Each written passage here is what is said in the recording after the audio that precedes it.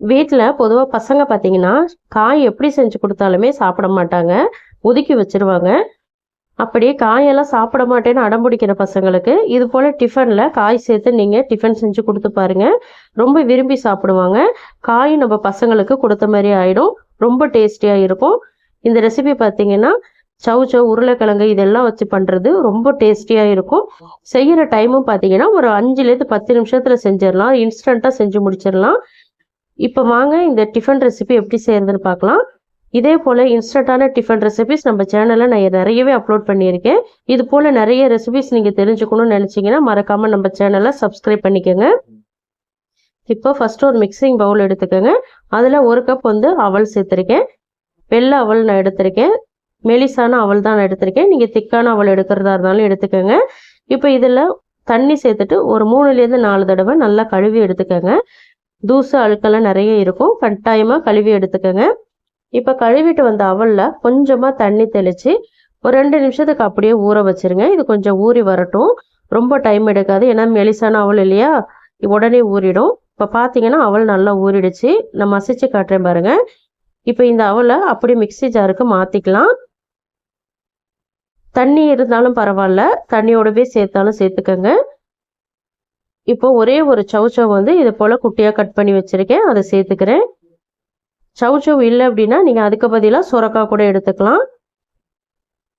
இப்போ இது கூட வந்து ஒரே ஒரு உருளைக்கிழங்க கட் பண்ணி வச்சிருக்கேன். அதையும் சேர்த்துக்கிறேன். அதையும் சின்ன சின்ன பீசஸா கட் பண்ணி வச்சிருக்கேன்.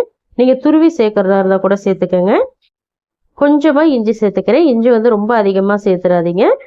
பச்சை மிளகாய் வந்து ஒரு 4 பச்சை மிளகாய் சேர்த்திருக்கேன். பச்சை மிளகாய் காரமா இருந்தா கம்மி பண்ணி சேர்த்துக்கங்க. 1/4 கப் வந்து தயிர் சேர்த்திருக்கேன்.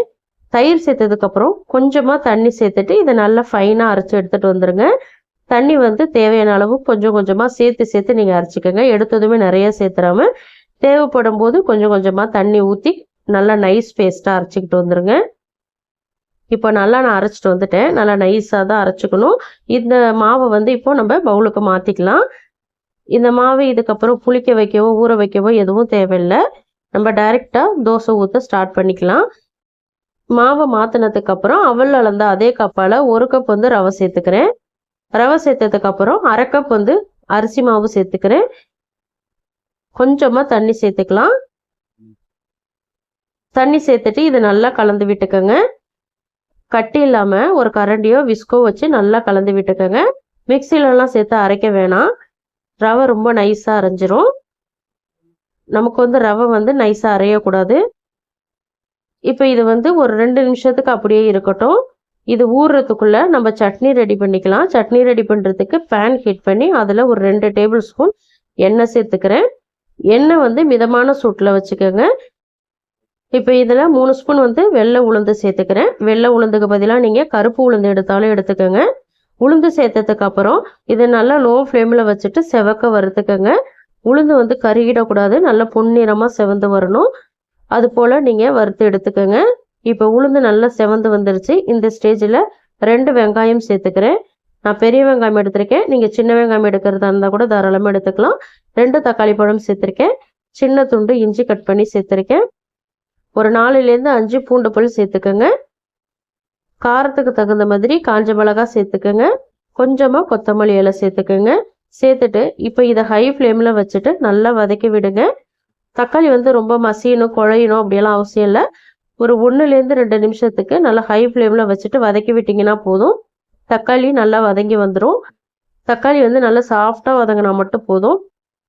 இப்போ பார்த்தீங்கன்னா தக்காளி நல்லா வதங்கிடுச்சு. நல்லா சாஃப்டாக குக் ஆகணும். இந்த ஸ்டேஜில் ஸ்டவ்வை ஆஃப் பண்ணிவிட்டு நல்லா ஆற வச்சுக்கலாம். ஆறுனதுக்கப்புறம் இந்த சட்னியை மிக்ஸி ஜாருக்கு மாற்றிக்கங்க. இந்த சட்னியை நீங்கள் இப்படியே அரைச்சி சாப்பிட்டாலும் சாப்பிட்லாம். அப்படி இல்லைன்னா இதில் கொஞ்சமாக தேங்காய் துருவல் அல்லது வறுத்த வேர்க்கடலை சேர்த்து கூட நீங்கள் அரைச்சிக்கலாம். இப்போ எனக்கு தேவையான அளவு உப்பு சேர்த்துட்டு கொஞ்சமாக தண்ணி சேர்த்துட்டு இது நல்லா நைஸாக அரைச்சிட்டு வந்துடுங்க.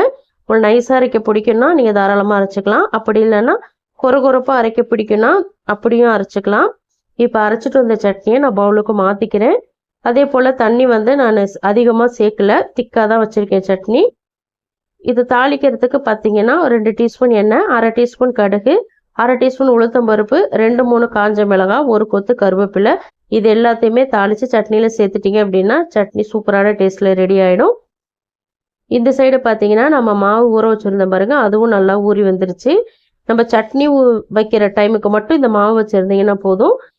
அப்படி இல்லைன்னா நீங்கள் ஊற வைக்க தேவையில்லை, டைரெக்டாகவே நீங்கள் மிக்ஸ் பண்ணி நீங்கள் தோசை ஊற்றிக்கலாம். இப்போ மறுபடியும் இந்த மாவை நல்லா கலந்து விட்டுக்கலாம். ஓரளவுக்கு மாவு திக்காக தான் இருக்கணும், ரொம்ப தண்ணியாக்கிடாதீங்க. ஒருவேளை மாவு தண்ணியாயிடுச்சு அப்படின்னா கொஞ்சமாக அரிசி மாவு சேர்த்துக்கோங்க. இப்போ இதில் வந்து பொடியாக நறுக்கின கொத்தமல்லி இலை சேர்த்துக்கலாம். ஒரு அரை கைப்பிடி அளவுக்கு நான் சேர்த்துருக்கேன். சீரகம் வந்து 1 டீஸ்பூன் சேர்த்துருக்கேன். மிளகு வந்து 1 டீஸ்பூன் சேர்க்குறேன், மிளகுத்தூள். அப்படி இல்லைன்னா இடித்த மிளகு கூட நீங்கள் சேர்த்துக்கலாம். 2 வெங்காயம் சேர்த்துருக்கேன் பொடியாக நறுக்கினது. துருவின கேரட் 2 சேர்த்துக்கோங்க. இப்போ உப்பு சேர்த்துக்கோங்க. உப்பு சேர்த்ததுக்கப்புறம் இதை நல்லா கலந்து விட்டுக்கோங்க. இதில் வந்து குக்கிங் சோடாலாம் எதுவுமே சேர்க்க தேவையில்லை. இப்போ நல்லா மிக்ஸ் பண்ணிக்கோங்க. இதில் வந்து நீங்கள் முட்டைகோஸ் சேர்த்துக்கலாம், பன்னீர் சேர்த்துக்கலாம். உங்ககிட்ட வேறு ஏதாவது காய்கறி இருந்தால் தாராளமாக துருவி சேர்த்துக்கோங்க. இப்போ பாருங்கள், இந்த கன்சிஸ்டன்சிக்கு தான் இருக்கணும். மாவு ரொம்ப தண்ணி ஆகிடக்கூடாது. தண்ணி ஆகிடுச்சு அப்படின்னா கொஞ்சமாக அரிசி மாவு சேர்த்துக்கோங்க. அரிசி மாவு இல்லை அப்படின்னா கொஞ்சமாக கோதுமை மாவு கூட நீங்கள் சேர்த்துக்கலாம். மாவு ரெடி ஆகிடுச்சு. இதை சின்னதாக ஒரு தாளிப்பு ஒன்று கொடுத்துக்கலாம். தாளிக்கிறதுக்கு பார்த்தீங்கன்னா 1 டேபிள் ஸ்பூன் எண்ணெய் சேர்த்துக்கோங்க. எண்ணெய் சூடானதும் 1 டீஸ்பூன் கடுகு சேர்த்துக்கோங்க. கடுகு வந்து கருக விட்டுறக்கூடாது. கடுகு நல்லா பொரிஞ்சு வரட்டும். கடுகு நல்லா பொரிஞ்சதுக்கப்புறம் 1 டீஸ்பூன் வந்து வெள்ளை உளுந்து சேர்த்துக்கோங்க. வெள்ளை உளுந்து நல்லா செவந்து வந்ததுக்கப்புறம் கொஞ்சமாக கருவேப்பிலை சேர்த்துக்கோங்க. கருவேப்பிலை பொரிஞ்சதும் இந்த மாவு கூட நீங்கள் இந்த தாளிப்பை சேர்த்துக்கலாம். ரொம்ப அருமையாக இருக்கும். கண்டிப்பாக ட்ரை பண்ணி பாருங்கள். இது தாளிப்பு வந்து ஆப்ஷனல் தான். ஆனால் தாளித்து செய்யும்போது நம்ம தோசை சாப்பிடும்போது அந்த உளுந்து கடுகெல்லாம் கடிபடும் போது ரொம்ப டேஸ்டியாக இருக்கும். ஒருவேளை உங்களுக்கு தாளிக்கிறது பிடிக்கலன்னா தாளிக்கிறத மட்டும் நீங்கள் ஸ்கிப் பண்ணிவிட்டு மற்ற ப்ராசஸ்லாம் நீங்கள் பண்ணிக்கலாம். இப்போ கலந்து விட்டுட்டேன். இப்போ தோசைக்கல்ல ஊற்றி நீங்கள் தோசை ஊற்றி எடுத்துக்கலாம். அப்படி இல்லைன்னா பன் தோசை மாதிரி கூட ரெடி பண்ணி எடுத்துக்கலாம். நல்லா ஆப்பக்கடாய் வச்சு இதை வந்து பன் தோசை மாதிரி கூட நீங்கள் ரெடி பண்ணி எடுத்துக்கலாம். அல்லது பணியாரக்கல்லை வச்சு பணியாரமாகவும் நீங்கள் ஊற்றி எடுத்துக்கலாம். பேக்கிங் சோடாலாம் போட தேவையில்லை. தோசைக்கல்லை வந்து மீடியம் ஹீட்டில் வச்சுருங்க. மீடியம் ஹீட்டில் வச்சுட்டு 1 ஸ்பூன் அளவுக்கு எண்ணெய் சேர்த்துக்கோங்க. 1/4 டீஸ்பூனுக்கு கம்மியாக கொஞ்சமாக நீங்கள் கடுகு சேர்த்துக்கோங்க. கடுகு நல்லா பொரிஞ்சதுக்கப்புறம் அதுக்கு மேலே இந்த மாவை சேர்த்துக்கோங்க. மாவை சேர்த்துட்டு ரொம்ப திரட்டி விட வேணாம், சும்மா லைட்டாக ஸ்ப்ரெட் பண்ணி விடுங்க போதும். இப்போ மூடி சேர்த்துட்டு மீடியம் அல்லது லோ ஃப்ளேமில் வச்சுட்டு நல்லா குக் பண்ணுங்கள். வெளியில் நல்லா கிறிஸ்பியாக வரும், உள்ளே சாஃப்டாக இருக்கும், செம்ம டேஸ்ட்டாக இருக்கும். கண்டிப்பாக ட்ரை பண்ணி பாருங்கள். இப்போ இது நல்லா குக் ஆனதுக்கப்புறம் ஓப்பன் பண்ணி திருப்பி விட்டுக்கலாம். எண்ணெய் கொஞ்சம் அதிகமாக ஊற்றும் போது நல்லா கிறிஸ்பியாக இருக்கும் தோசை. இப்போ இந்த சைடும் நல்லா வேகட்டும். இன்னொரு சைடு வேகிறதுக்காக நான் கொஞ்சமாக எண்ணெய் சேர்த்துக்கிறேன். எண்ணெய் வந்து உங்கள் விருப்பத்துக்கு தகுந்த மாதிரி சேர்த்துக்கோங்க. இப்போ 2 சைடுமே நல்லா செவந்து வந்துருச்சு பாருங்கள். இப்போ நான் பிளேட்டுக்கு மாற்றிக்கிறேன். இந்த தோசையெல்லாம் கண்டிப்பாக மிஸ் பண்ணிடாதீங்க. பசங்களுக்கு செஞ்சு கொடுத்து பாருங்கள், கேட்டு வாங்கி சாப்பிடுவாங்க. ரொம்ப அருமையாக இருக்கும். இந்த ரெசிபியை கட்டாயமாக உங்கள் வீட்டில் ட்ரை பண்ணி பாருங்கள். ட்ரை பண்ணி பார்த்துட்டு உங்கள் ஃபீட்பேக்கை மறக்காமல் எனக்கு கமெண்ட்டில் சொல்லுங்கள். இந்த ரெசிபி பிடிச்சிருக்கும் நம்புகிறேன். பிடிச்சிருந்தா லைக் பண்ணுங்கள். உங்கள் ஃப்ரெண்ட்ஸ் அண்ட் ஃபேமிலி மெம்பர்ஸ் எல்லாருக்குமே நிறைய ஷேர் பண்ணி விடுங்க. இது போல் 5 மினிட்ஸ் இன்ஸ்டன்ட் டிஃபன் ரெசிபிஸ் தெரிஞ்சுக்கணும்னு நினச்சிங்கன்னா மறக்காமல் அனிதா டேஸ்டிக்காரன் தமிழ் சேனலை சப்ஸ்கிரைப் பண்ணி ஃபாலோ பண்ணிக்கோங்க. தேங்க்ஸ் ஃபார் வாட்சிங் ஃப்ரெண்ட்ஸ். நாளைக்கு இன்னொரு இன்ட்ரெஸ்டிங்கான ரெசிபிஸோடு சந்திக்கிறேன். பபாய்.